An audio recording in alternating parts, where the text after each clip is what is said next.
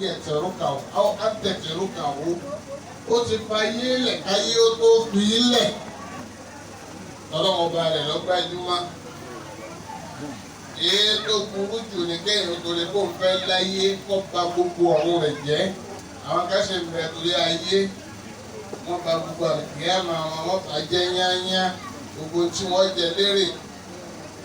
lálùkìyà máa gbogbo ẹ̀ ní àti fi sáyé ọlọ́run jẹ́ tààrà jẹ́ àṣìmẹ̀ kò dé orí bẹ́ẹ̀ ó fi ìyàwó ṣe tọ́lọ́mù ó fọmọ ṣe tọ́lọ́mù ó fẹ̀mí rẹ̀ ṣe tọ́lọ́mù ó fowó rẹ̀ ṣe tọ́lọ́mù. وبنى قبره قبل أن يدخله. ẹni tá a pè lólórí ire láíláí náà ni máa ń bá nà kọ̀bùrọ̀hù qabla an yadkhula ẹni ó ti tún sàárè rẹ̀ ṣe kó tó dijọ́ tí wọ́n gbé sàárè náà láti wàá sí ní gbogbo tọ́jẹ́ má béèrè sàárè gbogbo ẹ̀ ló ti yanjú kó tó dijọ́ tá a wá gbé bẹ̀ níjẹta rẹ̀. وعرض خالقه قبل أن يلقاه. àṣìtẹ́rìdà rabbahu ó ti ń wá ìyanu ọlọ́run ọba rẹ̀ síwájú kó tó dìjẹta tó wà tọ́lọ́run bojú rinjú pé jíná yíná bíkà wọ̀làmúdé ẹlẹ́kẹrin وصلى عليه وصلى قبل أن يصلى عليه. sọlá qabla an yusalla alayhi ní ti ń kírun kó tó di páyé wá ń kírun sí la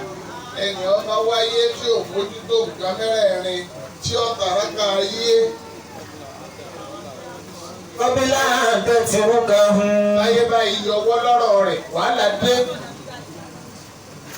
ọmọ sàárè rẹ̀ síwájú kó tó di pọ̀ wọbẹ̀ ọwọ́ ìyọnu ọlọ́run kó tó di pọ̀ pàdé ọlọ́run ọ̀sọ̀lá قبل أن يصلى عليك.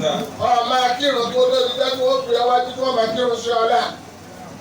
ẹnikẹ́ni tí ì bá ṣe bẹ́ẹ̀ ìwé ẹlẹ́yìn ọba kọ́lé ọ̀rọ̀ amẹ́tò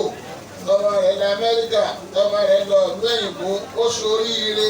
àmọ́ oríire ń sàádá tó sàáìlẹ̀ ni oríire tí ò ní padà rí mọ́ táwọn oríire náà ní padà róòlù náà má ni làwọn onímọ̀ mi sọ pé inna lillahi ìbádání fòtọ̀nẹ́. inna lillahi ìbádání.